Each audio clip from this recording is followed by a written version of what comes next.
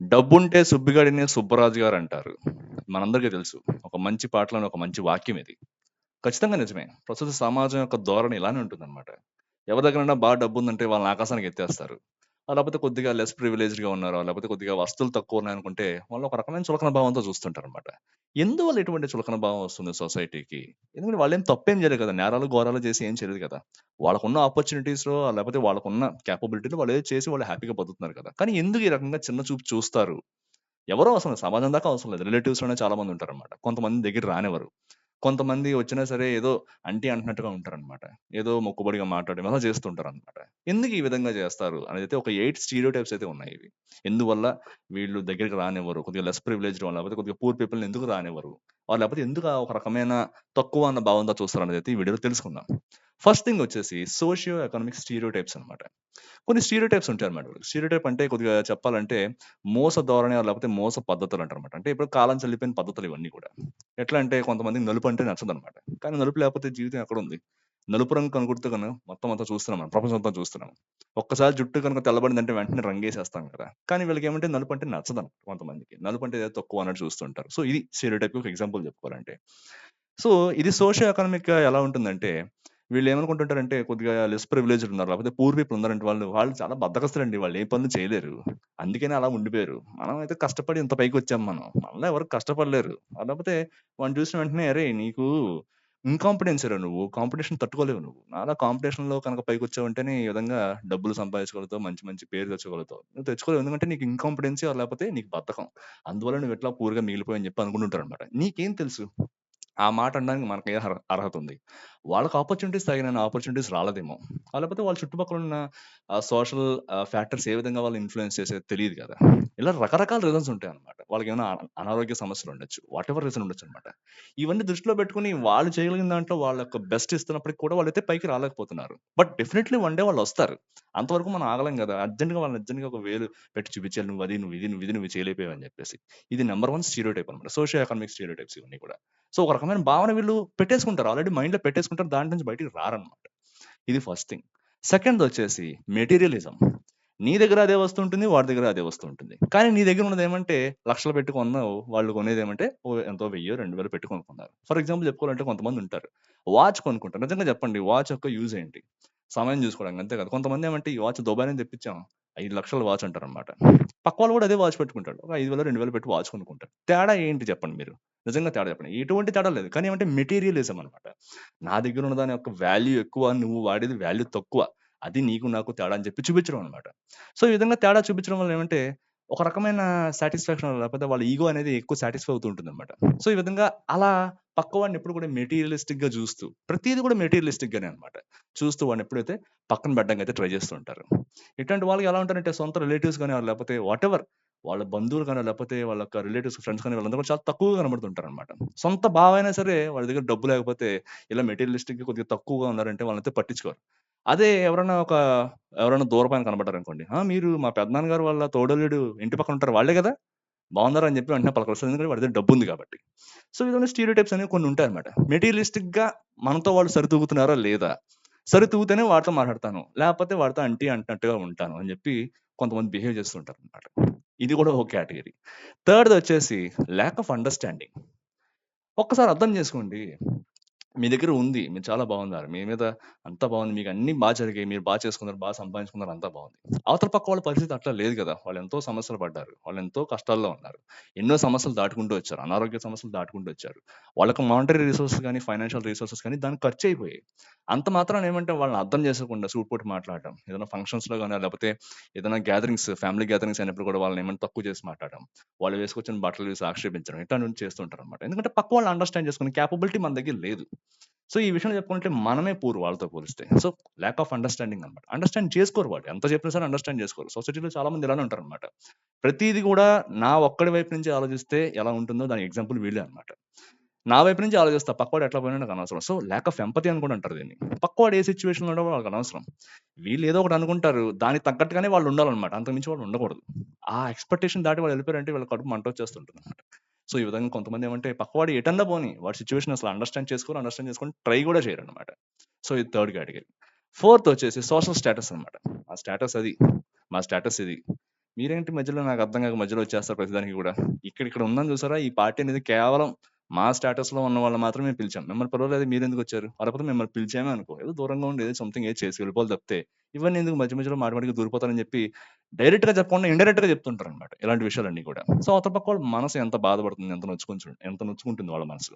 So, ఈ విధంగా behave చేసి వాళ్ళు ఎందుకొచ్చానురా ఈ ఫంక్షన్‌కి రాకుండా ఉంటే బాగుండేది అనేలా బిహేవ్ చేస్తారనమాట కొంతమంది. ఇది ఒక రకమైన స్టీరియోటైప్. అంటే స్టేటస్ అన్నమాట. స్టేటస్ చూపించుకోవడం.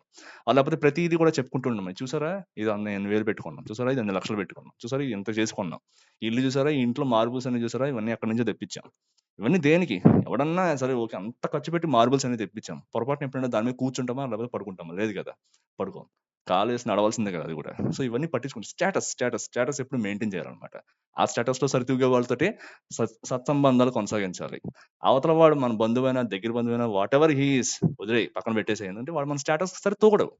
కాబట్టి పక్కన పెట్టేసేయి. ఈ విధంగా కొంతమందైతే ఆలోచిస్తూ ఉంటారు. ఇంకొంతమందేమంటే ఫియర్ అండ్ అన్‌సర్టెనిటీ అన్నమాట. ఏం ఫియర్ ఏముంటుంది వీళ్ళకి అని చెప్పి అనుకుంటే మీరు ఒకసారి ఆలోచించండి. చాలా మందేమంటే ఇట్లానే ఉంటారు. అమ్మో! ఈ డబ్బులేని వాళ్ళతో లేకపోతే కొద్దిగా అండర్ ప్రివిలేజ్డ్ వాళ్ళతో మనం ఏమైనా కొద్దిగా స్నేహం అనేది చేసామంటే మనం కూడా అలా అయిపోతామేమో. కొంతమంది ఇంకా ఎట్లా అనుకుంటుంటారంటే ఎవరికైనా ఏదైనా అనారోగ్యం వచ్చిందనుకోండి. అనారోగ్యం వచ్చిన తర్వాత వాళ్ళని వెళ్లి పలకరిస్తే ఆ అనారోగ్యం మనకు కూడా వచ్చేస్తుందేమో. అవన్నీ నేను చూడలేను బాబాయ్. ఆ కష్టాలు అవన్నీ నేను చూడలేను. నాకెందుకు నేను హ్యాపీగా ఇలానే ఉంటా అని చెప్పి వాళ్ళ దగ్గర కూడా రానివ్వరనమాట. ఆర్ అట్‌లీస్ట్ వాళ్ళకి ఏమైనా వాళ్ళని చూడడానికి కూడా పోరనమాట. వాళ్ళు కష్టాల్లో ఉన్నారా? వాళ్ళకి ఎలా ఉంది పరిస్థితి? ఏంటి అన్న దాంతో సంబంధం లేకుండా వాళ్ళు అసలు పట్టించుకోరు మొత్తానికి. వాడు అసలు ఉన్నవాడు ఎగ్జిస్టెన్స్‌లో లేడు అన్న ఫీలింగ్‌లో కొంతమంది ఉంటుంటారనమాట. సో, ఇది చాలా దారుణం అనమాట. వాటెవర్ ఇట్ ఈస్ ఏమంటే ఓకే. నీకేదన్నా నీ భయమేంటి నాకర్థం కాదు. అంటే వాళ్ళతో తిరిగితే నీ డబ్బు కూడా పోతుందా? వాళ్ళతో తిరిగితే వాళ్ళకున్న అనారోగ్యం నీకు కూడా వచ్చేస్తుందా? కాదు గదా! అట్లా కాదు గదా! ఎందువల్ల ఎట్లా అంటే ఇదొక స్టీరియోటైప్. ఉండిపోయిందనమాట. మోస పద్ధతి. ఒక మోస ధోరణి అనమాట ఇదంతా కూడా. సమాజంలో ఉండిపోయిన ధోరణి ఇదంతా కూడా. సో, ఈ విధంగా చాలా మంది ఆలోచిస్తుంటారు. చాలా మంది వీళ్ళని దగ్గర పోవడానికి కూడా కారణం మెయిన్‌గా ఇదే ఉంటుందనమాట. వాళ్ళతో ఏమైనా ఉంటే మనం కూడా అలా అయిపోతామేమో! మన దగ్గర ఉన్న డబ్బు కూడా అయిపోతుందేమో! మన దగ్గరున్న వాళ్ళకున్న అనారోగ్యాలు మనకు కూడా వచ్చేస్తాయేమో! ఎందుకొచ్చింది మనం దూరంగా పెట్టేద్దాం వాళ్ళని పెట్టేసేయి అవసరం లేదు మనకి. మనకే బోలెడుమందున్నారు. మనకే బోలెడు వ్యవహారాలున్నాయి. అవన్నీ జూసుకోవాలని జెప్పేసి పక్కన పెట్టేస్తుంటారు. ఇది చాలా దారుణం అన్నమాట. నెక్స్ట్ థింగ్ వచ్చేసి పర్సెప్షన్ ఆఫ్ డిపెండెన్సీ. ఎప్పుడు కూడా వీళ్ళ దృష్టిలో ఎట్లా ఉంటుందంటే, ఎవరైనా ఒక అండర్ ప్రివిలేజ్డ్ పర్సన్ వచ్చాడు. వాళ్ళ రిలేటివో సంథింగ్ ఎవరో వచ్చారు. వాళ్ళేమంటే వీళ్ళకన్నా కొద్దిగా తక్కువ ఆస్తి అయితే ఉందా? లేకపోతే తక్కువ డబ్బులైతే ఉన్నాయి వాళ్ళకి. ఎప్పుడు కూడా వీళ్ళ ధోరణి ఎలా ఉంటుందంటే, "వచ్చావా? ఈసారి ఏం గావాలి?" అంటే ఎప్పుడు కూడా అవతల పక్కోడు ఎప్పుడు కూడా వీళ్ళ మీద డిపెండ్ అవ్వాలి అన్న ఒక్క ఆలోచన అన్నమాట. ఎప్పుడు కూడా వాళ్ళ మీద డిపెండ్ అవ్వాలి. ఆ స్టేట్ ఆఫ్ మైండ్ నుంచి వాళ్ళు బయటికి రాలేరు. ఎప్పుడు ఇలాంటి వాళ్ళని చూసినా సరే వీళ్ళేమనుకుంటుంటారంటే, వీళ్ళేముందిరా ఎప్పుడు ఏం కావాలన్నా సరే పక్కోళ్ళ మీద డిపెండ్ అవుతుంటారు తప్పితే వాళ్ళంతట వాళ్ళేం సాధించుకోలేరురా. ఏం చేయలేరురా. ఎవరినైనా కావాలంటే మనలాంటి వాళ్ళని అడగాల్సిందే అన్న ధోరణిలో ఉండిపోతారనమాట ఎప్పుడు కూడా వీళ్ళు. అందులో నుంచి బయటికి రాలేరు వీళ్ళు. వీళ్ళ పర్సెప్షన్ ఎప్పుడు అలానే ఉంటుందనమాట. సో, అవతల పక్కోడు ఒక అండర్ ప్రివిలేజ్డ్ పర్సన్ వచ్చాడు లేకపోతే రిలేటివ్స్ ఎవడో కొద్దిగా తక్కువ ఆస్తి ఉన్నవాడు వచ్చాడంటే వీళ్ళ ఉద్దేశ్యం ఏంటంటే సంథింగ్ ఏదో అడగడానికి మాత్రమే వచ్చాడు. అంతకు మించి ఏమీ కాదు. ఎప్పుడు గుర్తుపెట్టుకోండి. ఒకవేళ మీరు కనుక ఇట్లా బిహేవ్ చేస్తున్నారంటే మీకు సపోజ్ ఫ్యూచర్‌లో ఏమైనా అయిందంటే ఫస్ట్ పరిగెత్తుకుంటూ వచ్చేవారు వాళ్ళే. మీకేమైనా అనారోగ్యం వచ్చి మిమ్మల్ని ఎవరైనా హాస్పిటల్‌లో జాయిన్ చేసిన లేకపోతే మీకేమైనా అయినా ఫస్ట్ పరిగెట్టుకుంటూ వచ్చేది వాళ్ళే అన్నమాట. వేరే వాళ్ళు మీరనుకున్న సోషల్ స్టేటస్‌లో ఉన్నవాళ్ళు, వాళ్ళందరూ కూడా మీలాగే ఆలోచిస్తుంటారు. ఇప్పుడు అక్కడికెళ్ళిందంటే అనవసరంగా మనకెందుకు మనకంటుకుంటుందిలే అని చెప్పి దూరంగా ఉండిపోతారు తప్పితే, నువ్వు ఎవరైతే కాదు, వద్దు వీళ్ళతో కొద్దిగా దూరం మెయింటైన్ చేద్దాం అనుకుంటారో వాళ్ళే వస్తారు ఎప్పుడు కూడా ఫస్ట్ పరిగెట్టుకుంటూ. సో, ఈ విధంగా వాళ్ళని ఎప్పుడు కూడా ఒకే ఘాటన కట్టేసి, ఒకేలా ఉండేలాగా వీళ్ళు అలానే ఉంటారు. వీళ్ళకు బుద్ధి ఎప్పుడు ఇట్టనే ఉంటుంది. ఇలా అనుకోవడం చాలా తప్పనమాట. సో, ఈ బిహేవియర్ ఖచ్చితంగా మార్చుకోవాలి. ఎప్పుడు డిపెండెన్సీ ఉంటేనే వాళ్ళెప్పుడు రారు. చాలా కష్టపడి బతుకుతారు వాళ్ళెప్పుడు గూడా. అట్లా ఏముండదు. వాళ్ళకున్న దాంట్లో వాళ్ళు హ్యాపీగా ఉన్నారు. ఏదో ప్రతిదానికి లేని దాని గురించి అనవసరంగా తాపత్రయాలని పడకుండా, ఉన్న దాని గురించి ఉన్న దాంట్లో వాళ్ళు చాలా హ్యాపీగా బతుకుతున్నారు. నేనేదో పలకరిద్దామని వచ్చిన ప్రతిసారి కూడా ఏదో అవసరం ఉందన్నట్టుగా ఒకలా మాట్లాడేసి, వాళ్ళనైతే మాట్లాడామంటే ప్రతిసారి వాళ్ళైతే చాలా చిన్నబుచ్చుకుంటారు. మొత్తానికే పలకరించడం కూడా మానేస్తారు. వదిలేస్తారనమాట. వెలేసినంత పని చేస్తారు మొత్తానికి. సో, అలాంటివి కూడా చేయకూడదనమాట. నెక్స్ట్ థింగ్ వచ్చేసి మీడియా పోర్ట్రేయల్స్ అన్నమాట. మీరు చూసుకున్నారంటే రీసెంట్ కాలంలో ఎట్లా జరిగిపోయిందంటే, హైలీ ప్రివిలేజ్డ్ ఉంటాడు ఒకడు. చాలా డబ్బుంటాయి. చాలా చేస్తుంటాడు. వాడు చాలా మోసాలు చేస్తుంటాడనమాట. చాలా మోసాలు లేకపోతే హై లెవెల్‌లో స్కామ్స్ ఏవో చేస్తుంటాడు. వాడిని చాలా తెలివైన వాడిగా చూపెడుతుంటారనమాట. అబ్బా! తెలివితేటలు అంటే ఇలా ఉండాలి. డబ్బు ఇట్లా సంపాదించాలని చెప్పి వాడిని చాలా తెలివితేటలుగా ఉన్నవాడిగా, లేకపోతే వాడు సమాజంలో చాలా హై ఎస్టీమ్డ్ పర్సన్‌గా వాడినైతే చూపెడుతుంటారనమాట. పాపం ఎవరైతే ఆ విధంగా ఉండరో, ఎవరైతే కష్టపడి చిన్న చిన్న అవసరాలు కూడా పక్క వాళ్ళ దగ్గర అప్పులు చేస్తుంటారో, వీళ్ళనెప్పుడు చాలా పూర్‌గా వాళ్ళకి ఎటువంటివి ఏం లేనట్టు, సరిగ్గా లేనట్టు చూపెడుతుంటారు. ఇది చాలా తప్పు ఎప్పుడు గూడా. అంటే పక్కవాడిని మోసం చేసి, వాడిని తొక్కేసి పైకెళ్ళేవాడేమో చాలా తెలివైనవాడు. వాడు చాలా మంచివాడు. అంటే సమాజంలో వాడొక రోల్ మోడల్. అలా కాకుండా కష్టపడి బతికేవాడు. వాడికి ఉన్నంతలో వాడు చూసుకొని హ్యాపీగా ఉండేవాడు. హ్యాపీగా 3 పూటలా తిని హ్యాపీగా రాత్రి పడుకునేవాడు. వాడికేమైనా చిన్న అవసరం వచ్చినా సరే, పక్క వాళ్ళకేమైనా అవసరం వచ్చినా సరే వెంటనే వెళ్లి పలకరించేవాడు. లేకపోతే వాడికేదైనా చిన్న అవసరం వచ్చింది. వాడి దగ్గర డబ్బులు లేవు. ఆ పర్సన్ దగ్గర డబ్బులు లేవు. సంథింగ్ ఏదో అర్జెంట్‌గా కావాలి. ఎమర్జెన్సీ‌గా డబ్బులు కావాలి. వీళ్ళెళ్లి పక్క వాళ్ళని అప్పడుగుతారు. వీళ్ళేమో తక్కువ. ఈ విధమైనటువంటి పోర్ట్రేయల్ అనేది మీడియాలో చాలా ఎక్కువైపోయింది. మనం చూస్తున్న చాలా సినిమాల్లో గాని, ఇట్లాంటి వాటిలో గాని చాలా ఎక్కువ చూపెడుతున్నారు ఈ విధంగా.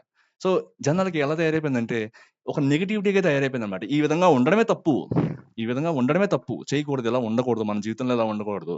అయితే మనం పక్కవాడిని మోసం చేసి సంథింగ్ ఏదైనా చేసి ఒక హై పొజిషన్‌కెళ్ళిపోవాలి తప్పితే, ఈ విధంగా పక్కవాడి దగ్గర చేయి చాచకూడదు. మన అవసరం గురించి అన్న విధంగా తయారు చేశారన్నమాట. ఒక పోర్ట్రే అన్నమాట. మనకు తెలియకుండానే మన మైండ్‌లో కూడా అది వెళ్ళిపోతుంది. వాళ్ళేం సమాధానం చెప్తారు? సమాజంలో అలా ఉంది గాబట్టే మేము సినిమాలు తీస్తున్నామంటారు. వీళ్ళేమంటారు? సినిమాలో అలా చూపెడుతున్నారు కాబట్టి మేము గూడా ఇట్లా తయారవుతున్నామని జెప్తారు. సో, ఇదొక పారాడాక్స్‌లా తయారైందన్నమాట. సో, ఈ ఆలోచన అనేది మనలో పోవాలి ఫస్ట్ ఈ విధంగా. నిజాయితీగా ఉన్నావా? న్యాయంగా సంపాదించుకున్నావా? హ్యాపీగా ఉన్నావా? ఉన్నదాంతో సంతృప్తిగా ఉన్నావా? నెక్స్ట్ లెవెల్‌కి వెళ్ళడానికి నిజాయితీగా ట్రై చేస్తున్నావా? కష్టపడి పని చేస్తున్నావా? ఇది మనకు కావాల్సింది ఎప్పుడు గూడా. అంతేగాని ఎన్ని అడ్డదారులు దొక్కి ఎంత సంపాదిస్తే ఏం ఉపయోగం? కంటి నిండా నిద్ర లేకపోతే రాత్రి అయ్యేటప్పటికి. సో, ఇదెప్పుడు గుర్తుపెట్టుకోవాలి. అండ్ నెక్స్ట్ పాయింట్ వచ్చేసి సెన్స్ ఆఫ్ సుపీరియారిటీ అన్నమాట. వీళ్ళకెప్పుడు గూడా నేనే సుపీరియర్. నా దగ్గర డబ్బుంటే నేను సుపీరియర్ అంతే. సమాజంలో ఇప్పుడు అలాగే తయారైంది. నా దగ్గర డబ్బుంది. నా దగ్గర కోట్లున్నాయి. నా దగ్గర చాలా ఆస్తులున్నాయి. నా దగ్గర చాలా బంగారం ఉంది. నా దగ్గర బోలెడు బిల్డింగ్స్, ల్యాండ్స్ అన్నీ ఉన్నాయి. నేను సుపీరియర్ అంతే. నేను ఎంత వెధవనైనా పర్వాలేదు. నేను సుపీరియర్. నా దగ్గర డబ్బుంది కాబట్టి నేను సుపీరియర్. వీళ్ళకి ఎదురుగుండా ఉన్న పక్క వాళ్ళు కనపడరసల. వాళ్ళ రిలేటివ్స్‌లో ఎవరైనా కొద్దిగా తక్కువ ప్రివిలేజ్డ్ ఉన్న కొద్దిగా పూర్ పీపుల్ ఉన్నా సరే వాళ్ళు కనపడరు వాళ్ళకి. ఎందుకంటే వాళ్ళు సుపీరియర్. వాళ్ళు చెప్పిన మాట నెగ్గాలి. వాళ్ళనుకుందే జరగాలి. వాడేమనుకుంటే జరగాలి అంతే. ఎందుకంటే వాడి దగ్గర డబ్బులున్నాయి. వాడేమనుకుంటే అదవుతుందనమాట. సో, ఇదనేటువంటి సుపీరియారిటీ అనేది వచ్చేసిందనమాట వాళ్ళకి. సుపీరియారిటీ అనేది వచ్చిన తర్వాత కన్ను, మిన్ను కనబడదు వాళ్ళకి. వాళ్ళేమనుకుంటే జరుగుతుంటుంది గాబట్టి. ఎందుకంటే డబ్బులున్నాయి యాస్ ఆఫ్ నౌ.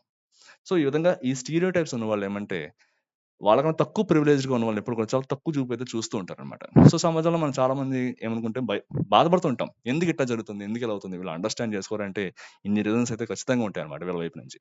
సో, ఇవైతే గుర్తుపెట్టుకోండి ఎప్పుడు కూడా. ఎవరైతే ఈ విధమైనటువంటి బిహేవియర్ లేకపోతే క్యారెక్టరిస్టిక్స్ అనేవి మీ దగ్గర ఎగ్జిబిట్ చేస్తున్నారో, లేకపోతే మీరే ఎవరైనా చూస్తున్నప్పుడు ఇవన్నీ ఏమైనా ఎగ్జిబిట్ చేస్తున్నారో వీటినైతే అవాయిడ్ చేయడానికి అయితే ట్రై చేయండన్నమాట. సో, ఇటువంటి బిహేవియర్ ఉన్న వాళ్ళ దగ్గర కొద్దిగా అవాయిడ్ చేయడానికి అయితే ట్రై చేయండి. దీనివల్ల మనకేం ఉపయోగం లేకపోగా అనవసరంగా వాళ్ళతో మనం కంపేర్ చేసుకొని, అయ్యో! నేను అలా లేనే, నా ఫ్యామిలీ అట్లా లేదే, నేను నా ఫ్యామిలీకి అలా సమకూర్చలేకపోతున్నాను అని చెప్పి మనల్ని మనమే తగ్గించుకొని, మనల్ని మనమే బాధపడుతూ ఉంటామనమాట. మనం మన మనసును మనమే గాయపెట్టుకుంటూ ఉంటాం. గాయపరుచుకుంటూ ఉంటామనమాట. సో, ఇది చాలా తప్పు. ఇటువంటి లక్షణాలు ఇవన్నీ కూడా అవసరం లేదు మనిషికి. మనిషికి ఎప్పుడు నీతిగా, నిజాయితీగా బతకడం కావాలి. అట్ ద సేమ్ టైమ్ కష్టపడి ఓకే. నెక్స్ట్ రోజుకి లేకపోతే నెక్స్ట్ ఫ్యూచర్‌కి ఒక సస్టైనబుల్ గ్రోత్ ఉండేలా చూసుకోవాలి తప్పితే, ఈ విధంగా మోసాలు చేసి లేకపోతే పక్కవాడిని తొక్కి పైకెళ్ళిన డబ్బుతోటి ఏం ఉపయోగపడుతుంది? లేకపోతే దానివల్ల ఏం ఉపయోగం మనిషికి? సో, ఈ స్టీరియోటైప్స్ అనేవి ఇలా ఉంటాయన్నమాట. ఎవరైతే ఎక్కువ ఎస్టీమ్డ్ అని ఫీల్ అవుతుంటారో వాళ్ళ యొక్క స్టీరియోటైప్స్, ఎవరైతే తక్కువ ప్రివిలేజ్డ్‌గా ఉంటారో వాళ్ళ వాళ్ళ వాళ్ళ వైపున వాళ్ళ దృష్టి ఈ విధంగా ఉంటుందన్నమాట. సో, ఈ వీడియోలో ఉన్న కాన్సెప్ట్స్‌తో చాలా మంది రిలేట్ అవుతారని చెప్పి నేను అనుకుంటున్నాను. సో, మీకు నచ్చినట్టయితే please subscribe to this channel and thank you very much. Will meet up in the next video. Take care. By.